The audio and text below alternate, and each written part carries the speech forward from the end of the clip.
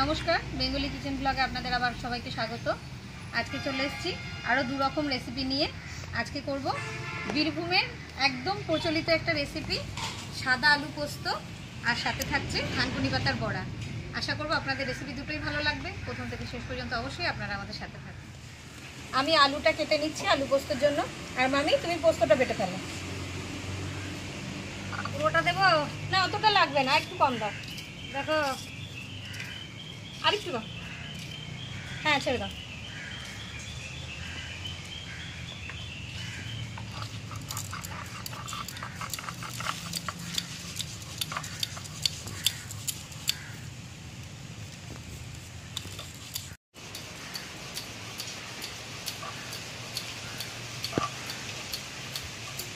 হাওয়া দিস না, পোস্ত মিশে পালাই যাবে না। এবার বিশাল দাম পোস্ত।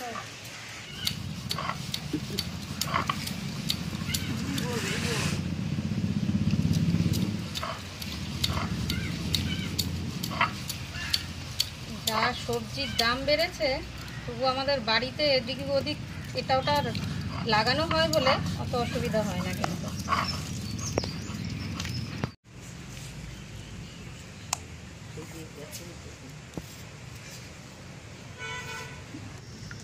আলু কাটা হয়ে গেছে, আর কিছুটা কাঁচা লঙ্কা চিড়ে নিলাম। উনুন ধরিয়ে কড়াই বসিয়ে দিয়েছি। এবার কড়াইতে দিয়ে দেবো অল্প পরিমাণ সরিষার তেল।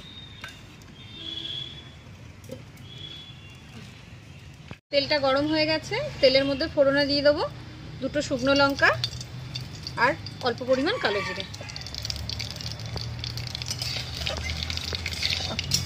এবার দিয়ে দেবো ধুয়ে রাখা আলুগুলো।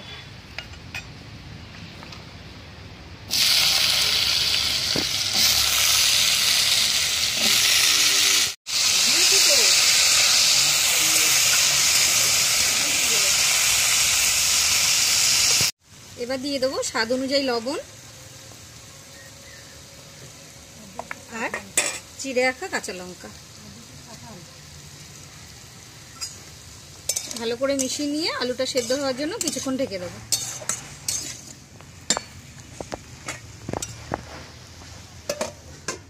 ঢাকনাটা খুলে দেখব। আলু প্রায় সেদ্ধ হয়ে গেছে। এবার দিয়ে দেবো আলুতে পরিমাণ মতন জল। পোস্ত বাটার জলটা আগে দিয়ে দিলাম।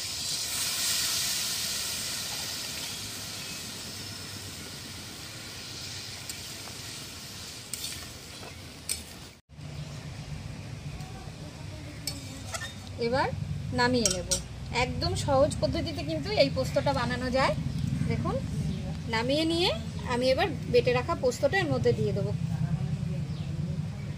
ফুটন্ত অবস্থায় পোস্তটা দিলে পোস্তটা একটু ফেটে ফেটে যায়, ওই জন্য নামিয়ে নিয়ে পোস্তটা দেবো। আর পোস্ত দিয়ে কিন্তু আমি আর ফোটাবো না। এবার ঢেলে নেব।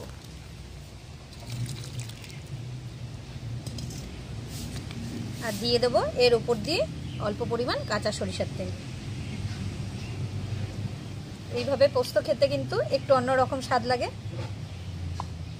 আমার পোস্ত তৈরি। পোস্ত তো হয়ে গেছে। এবার বড়ার জন্য থানকুনি পাতাটা ভালো করে মাখিয়ে নেব। দেখুন, বাগান থেকে তুলে এনেছি, তুলে একবারে পরিষ্কার করে ধুয়ে নিয়েছি। সবটা মনে হয় লাগবে না, অনেকটা পাতা। দিয়ে দেবো পরিমাণ মতন চালের গুঁড়ো,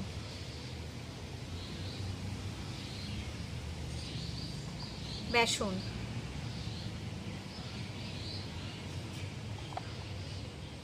স্বাদ অনুযায়ী লবণ, হলুদ গুঁড়ো। এবার ভালো করে মাখিয়ে নেব।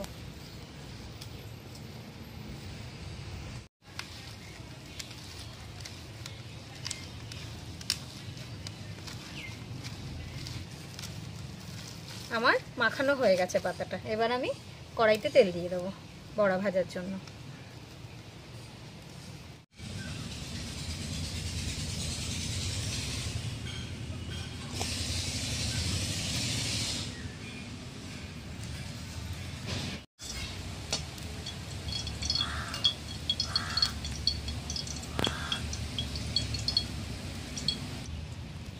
তেলটা গরম হয়ে গেছে, এবার ছোট ছোট বড়া শেপ করে ভেজে নেব।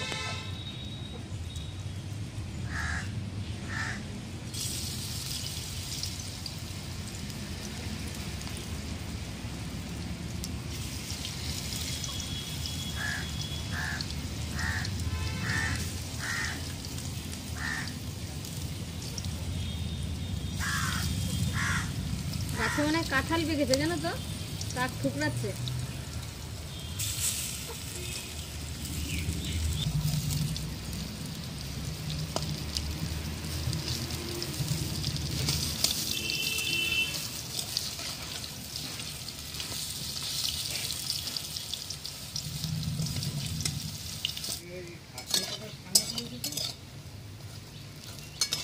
বড়াগুলো হয়ে গেছে, নামিয়ে দেবো।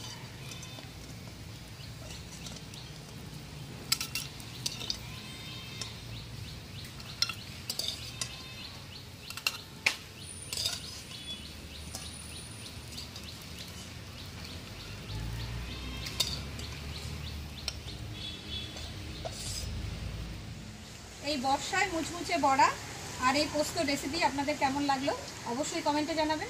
ভালো লাগলে একটা লাইক করে দেবেন, আর নতুন নতুন রান্না দেখার জন্য চ্যানেলটিকে সাবস্ক্রাইব করে আমাদের পাশে থাকবেন। আবার দেখা হচ্ছে নতুন কোনো রেসিপি নিয়ে। নমস্কার।